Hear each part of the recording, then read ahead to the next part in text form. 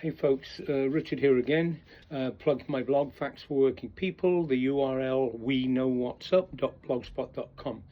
And I'm a bit tired. I went over to Marin today to get out of the heat and get into one of the redwood forests. It was really nice. But driving back, I was thinking about the situation in Iran, the whole Middle East in general, and comes after Gaza and everything else. And I happened to see a clip, and I forwarded it onto my Facebook page from Judge Napolitano. He's a talk show guy, well, he's a commentator, and he has a judging freedom, I think. He has John Mearsheimer on a fair bit and others, and he reported that the hit on the school that killed 170 young Iranian girls, we know now was a targeted hit. It was an American Tomahawk missile.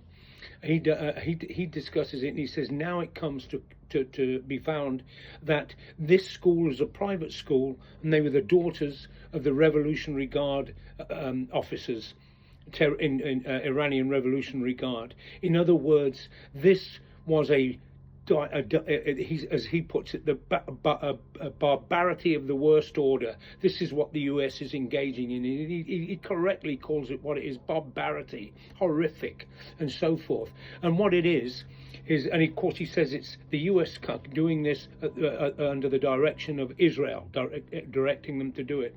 I don't quite agree with that, but nevertheless it's done. But for both states, Israel and US, both settler states in different eras. And that's important, so anyway, he points that out, and you hear this a lot because of the barbarity that's gone on, and you hear it with other things too. Well, our tradition, American tradition, the great history, our values, but that's been the values of this country from its beginnings. And I mean, all settler states are very similar in that way. If you take Israel and the US, very similar, because if you, like the Protestants in Northern Ireland, there's a mentality of a settler, because you've got to be convinced that your people, like the English that brought them here, because there's not just, it's white people. There were different white people that came here, poor, destitute ones, and ones that came looking for trade and profit and everything else.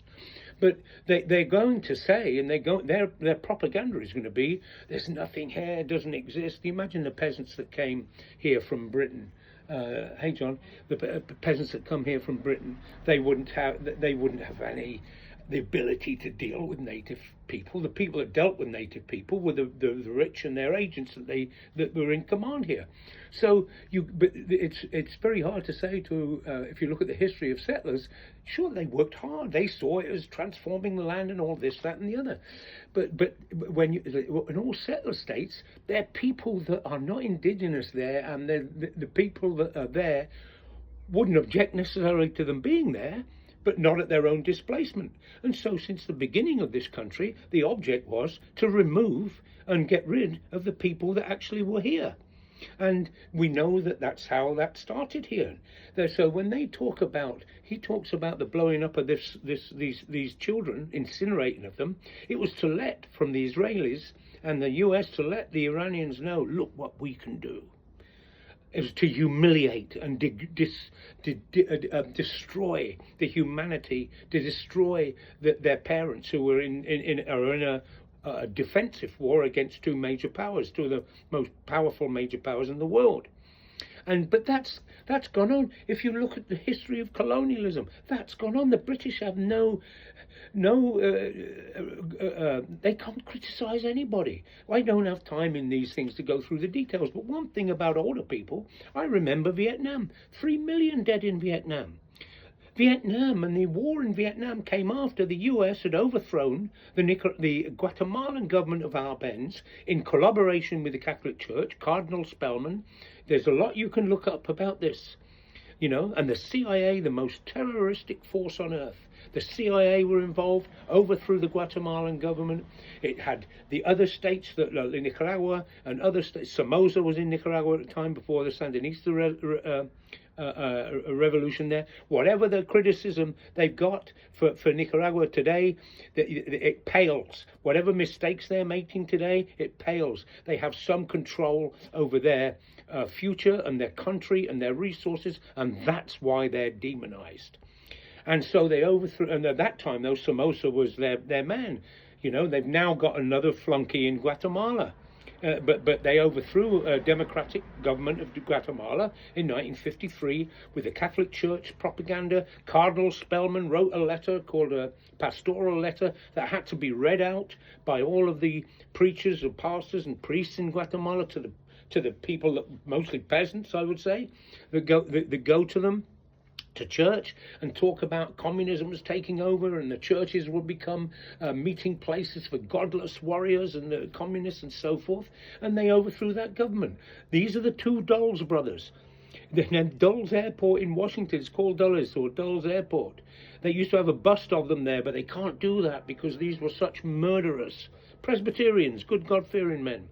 They overthrew that government. Both of them, Allen and Foster. Then they went on and they overthrew the Iranian government, democratically elected government of Mossadegh, and they installed the Shah. They now, the grandson of the Shah, they're trying to bring back some ponce and pimp that lives in Geneva or the US or wherever he lives. Okay, the reason we have the mullahs is because of the US and British overthrowing Mossadegh in '53, because they wanted to control their own oil resource for the benefit of their people. Guatemala, what the big issue, United Fruit, they land reform to take that land, and they were going to pay United Fruit for that land. It wasn't going to be taken off them without compensation, but they couldn't have that. They couldn't have an independent, and so the government there. So the communists, the Red Scare comes up.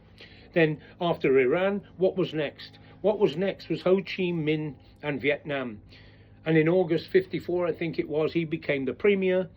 The US, the French were defeated eventually there. The Americans took over in that colonial struggle to keep communism out of Southeast Asia. Firstly, just like the Latin America and the liberation theologists, communism to them is anything that restricts capital. Anything that restricts the right of capital to do what it wants, when it wants, and how it wants. If you can't pay for food, you die. You can't pay for medical care, you die. That's freedom from their point of view. And so the US went and slaughtered 3 million of them. It poured dioxin on their food and even on their own troops. Okay, so you've got to look at this, when this bullshit about our values and everything else, that's the values of the ruling class in this country. We've got to always be careful.